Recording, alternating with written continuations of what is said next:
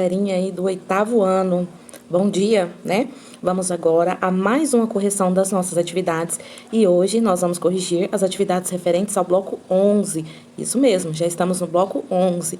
E nesse bloco eu trago um conteúdo para vocês que vocês vão revê-lo ao longo de todo o ano letivo, né? Que é sobre a América.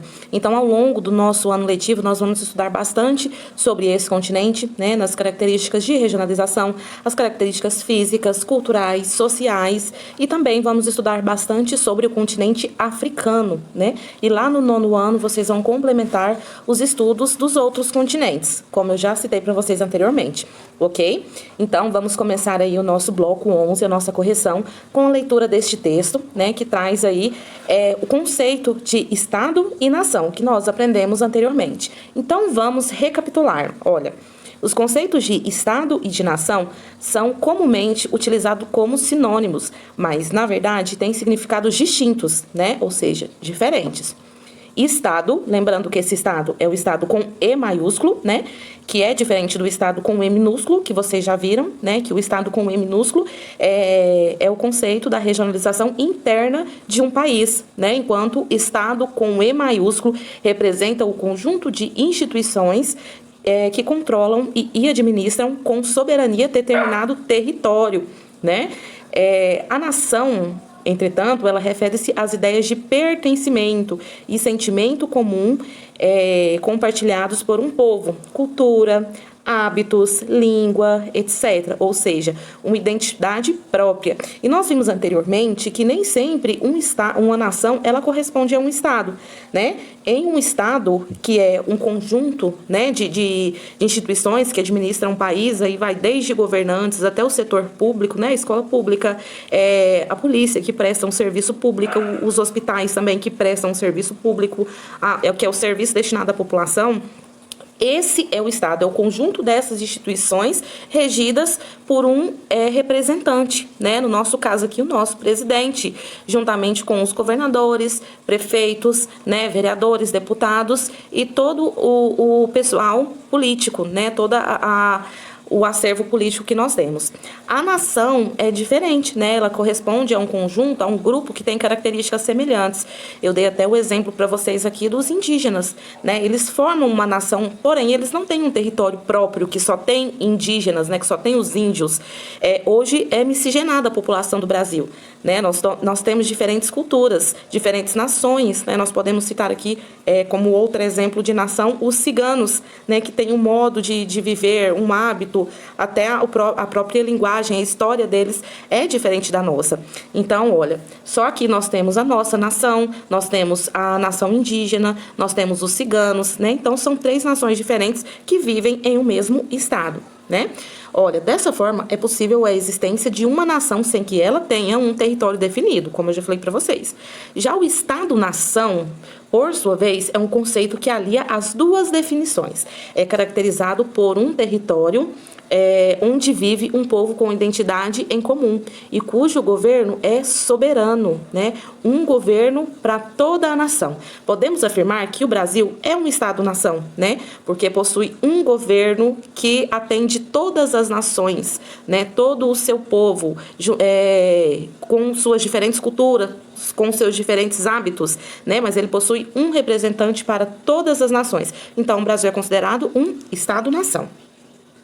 Vamos agora a algumas características do continente americano, ok? Olha, o continente americano ele tem uma extensão territorial de 42,2 milhões de quilômetros quadrados. O continente é o 2º maior do mundo, né? Ele perde apenas para a Ásia, ok? E possui países que compartilham um passado colonial, lá das eras das colônias europeias que vieram para o Brasil e formou a nossa população, né?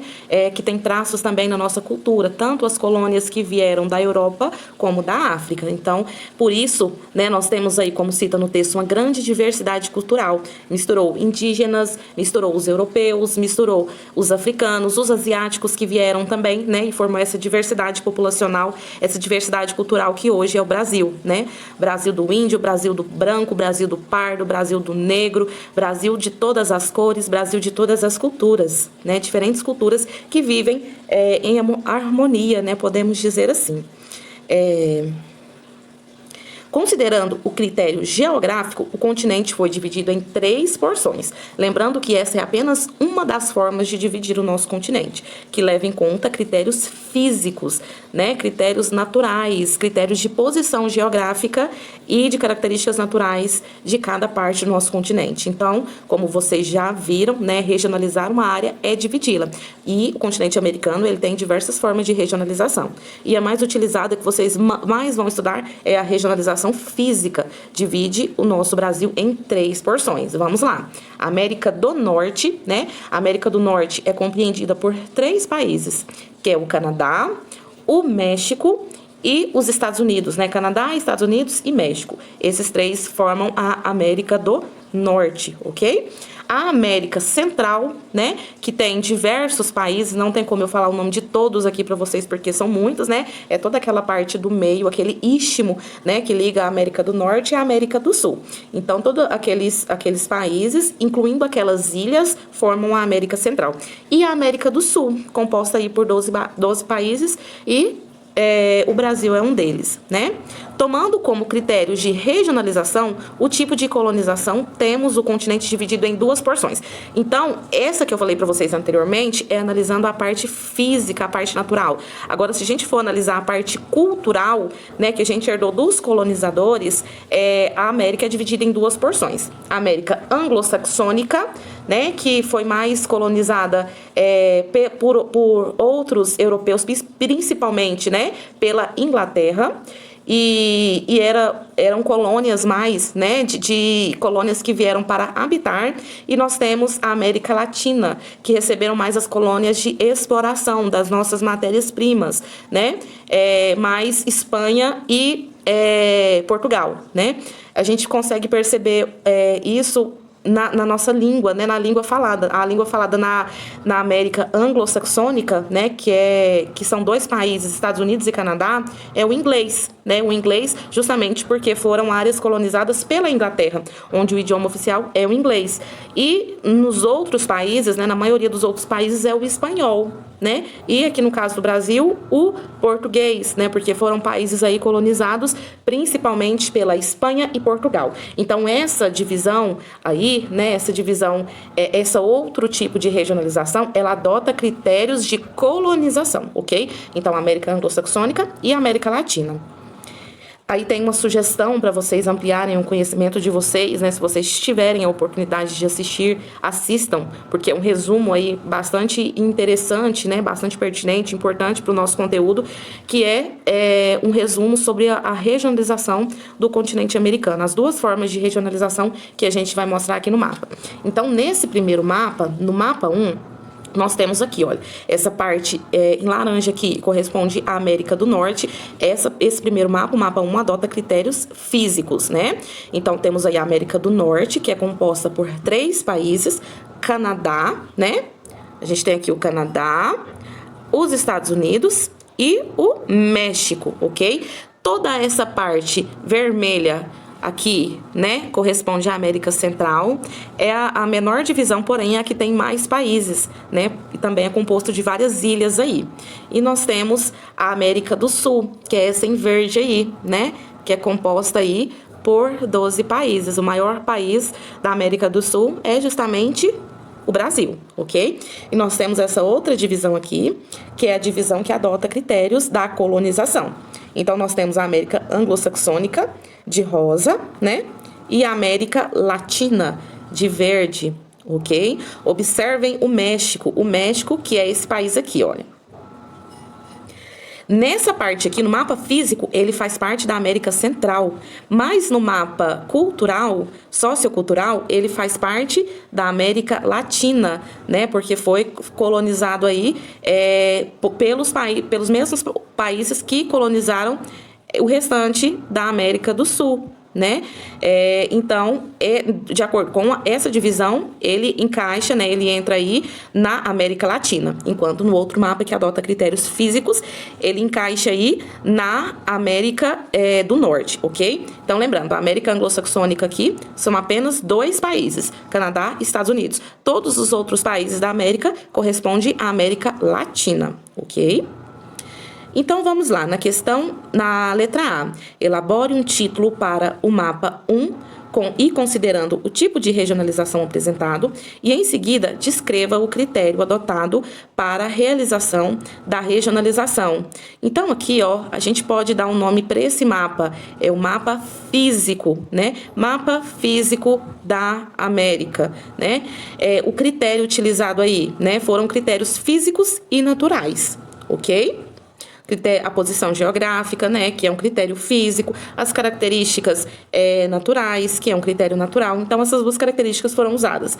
Como fala aqui no texto, né, descreve aí no texto, olha, foi dividido em 3 porções, ok? América do Norte, América Central e América do Sul, com critérios físicos e naturais diferentes, ok? E no mapa 2, nós podemos dar o nome, né, de América sociocultural, né, que corresponde e o critério utilizado no mapa sociocultural, que é esse segundo mapa, são os critérios de colonização, ok? São as áreas de colonização. Na letra B, o Brasil está localizado em qual região? Em cada uma das regionalizações. No mapa 1, ele está inserido aí no mapa físico na América do Sul.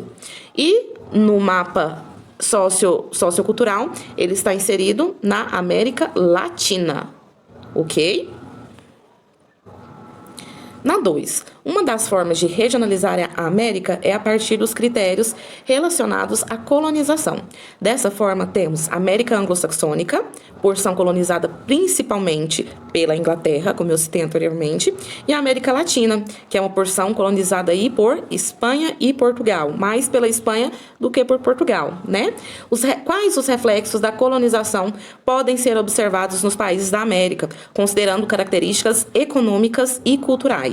Então, de acordo com as características econômicas, né, os países colonizados pela Inglaterra, que foram países para habitação, né, e não para exploração, são países mais ricos, são países com uma economia melhor, né, porque não foram países explorados, ok? Foram países, pelo contrário, que receberam apenas melhorias, investimentos, né, e enquanto a América Latina, né, ficou uma porção explorada por Espanha e Portugal. E o reflexo dessa exploração é que esses países eles se tornaram países pobres, né? Países com dívidas externas muito grandes, países desestruturados, né? Então, esses aí são os reflexos da colonização. Os colonizados pela Inglaterra são países ricos, né? E os colonizados por Portugal e Espanha, de acordo com a exploração que receberam, são países subdesenvolvidos, né? Desenvolvidos, os que foram colonizados pela Inglaterra, subdesenvolvidos, os que foram colonizados por Espanha e Portugal. E considerando características culturais, né, a Inglaterra doou, né, aí as características culturais para a América anglo-saxônica. Uma dessas características é a língua inglesa. E aqui na América Latina também herdamos a cultura, né, tanto de Portugal como também da África, com as colônias africanas que vieram, né? Então, cada um dos colonizadores trouxeram aí um pouquinho da sua cultura, que misturou com a cultura local e formou essa diversidade na cultura da América Latina, ok? Eu espero que vocês tenham entendido. Qualquer dúvida estarei à disposição e até semana que vem com mais uma correção. Tchau, tchau!